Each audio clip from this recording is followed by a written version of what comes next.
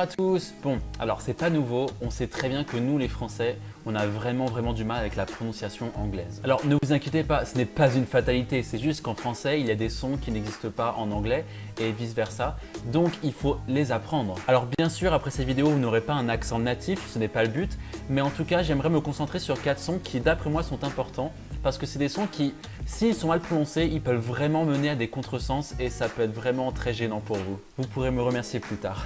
Le premier son sur lequel j'aimerais me pencher, c'est le son TH ou TH en anglais, qui bizarrement est très mal prononcé par les Français alors que c'est assez simple de le prononcer. Alors un exemple pour vous aider à vous rendre compte de la différence, c'est par exemple si je dis I think, qui veut dire je pense, si je le prononce avec un S, ça va faire I think, qui peut être traduit par je coule. Donc les gens, si vous dites ça, vont penser que vous êtes en train de couler en fait. Donc bien sûr, si vous faites l'erreur, les locuteurs natifs vont vous comprendre, mais parfois ça peut quand même mener à des ambiguïtés assez lourdes, on va dire. Pas de panique, on va essayer de corriger ça. Alors, un de mes conseils pour prononcer le TH correctement, c'est de faire comme si vous aviez un cheveu sur la langue en fait. Vous savez les gens qui vont dire salut, des choses comme ça. En fait, c'est exactement ça, c'est salut, c'est un th. Sinon, deuxième conseil, c'est de tout simplement mettre votre langue entre vos dents, donc comme ça. Thing. Donc la langue doit bien ressortir quand vous prononcez un TH. Si la langue est à l'intérieur, vous ne prononcez pas bien le TH en fait. Vous savez peut-être aussi déjà qu'il y a deux types de TH aussi en anglais. Donc il y a th et the. Vous remarquerez aussi peut-être que quand vous prononcez th, votre gorge ne vibre pas, donc th. Mais si vous faites un the, votre gorge va vibrer, donc the. Vous sentirez les vibrations en fait. Pour vous aider à pratiquer le th, je vous propose de vous entraîner sur thing, think et theme. Et pour l'autre TH, vous pouvez essayer de pratiquer that, they, these. Dernière chose avant qu'on passe à autre chose, c'est important de vous rappeler qu'à chaque fois qu'il y aura un TH, il sera prononcé comme le premier ou le deuxième. Il y a très peu de mots qui sont prononcés T quand c'est un TH en anglais. Le deuxième son, et je pense que c'est un son difficile à prononcer en anglais, c'est le son R qu'on retrouve dans le mot rat, donc un rat, et read qui veut dire lire. Le son R est un son très important en anglais parce que sur certains mots, si vous prononcez R comme un W, un W, ça risque tout simplement de faire rire votre interlocuteur parce que si par exemple vous prononcez le mot read, donc qui veut dire lire, avec un W en disant donc weed, vous allez en fait parler de cannabis en fait. Alors ma technique pour le prononcer, c'est de complètement oublier le R français, donc il n'y a pas de R ni de W pour le R, mais plutôt un son qu'on pourrait comparer à un chien qui grogne en fait, donc un ra. C'est un peu ridicule, mais c'est un peu l'idée en fait. Si vous avez du mal à faire ce son, essayez peut-être de faire ra.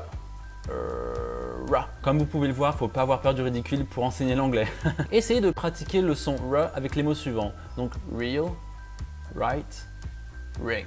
Donc le troisième son, c'est le son H ou H, qui très souvent n'est même pas du tout prononcé par les locuteurs français, ce qui peut encore conduire à des ambiguïtés et des incompréhensions de la part des locuteurs anglophones avec lesquels vous parlez. Un exemple d'ambiguïté qui me vient en tête, c'est par exemple si vous voulez dire je le déteste, donc vous diriez I hate him. Et si vous ne prononcez pas le H, vous allez dire I ate him, qui veut dire en fait je l'ai mangé. Un autre exemple, c'est sur le mot salut en anglais qui se prononce hi. Et si vous ne prononcez pas le H, en fait, vous allez juste dire I, qui veut dire je en anglais. Donc si en fait vous parlez aux gens et vous dites I, ils vont vous regarder un peu bizarrement parce qu'ils vont vraiment pas comprendre ce que vous voulez dire. Genre vraiment pas. Pour prononcer le H, en fait, c'est hyper simple. Vous avez juste à expirer un peu d'air brièvement et très rapidement. Donc par exemple, h, h, h. Donc bien sûr, vous n'allez pas expirer autant d'air, sinon vous allez être à bout de souffle au bout de 3 mots. Mais vous avez l'idée. Encore une fois, je vous propose de vous entraîner sur les mots home, hello et hate. Alors le quatrième et dernier son que j'aimerais aborder dans cette vidéo, c'est le son I court et I long.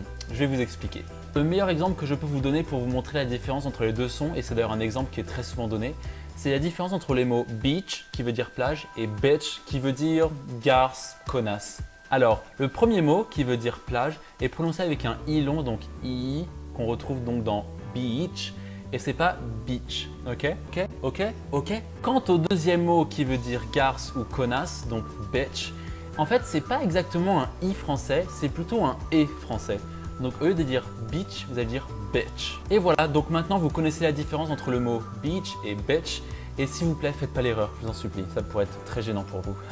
Alors pour pratiquer le I court, je vous propose de pratiquer les mots six, tip et kick.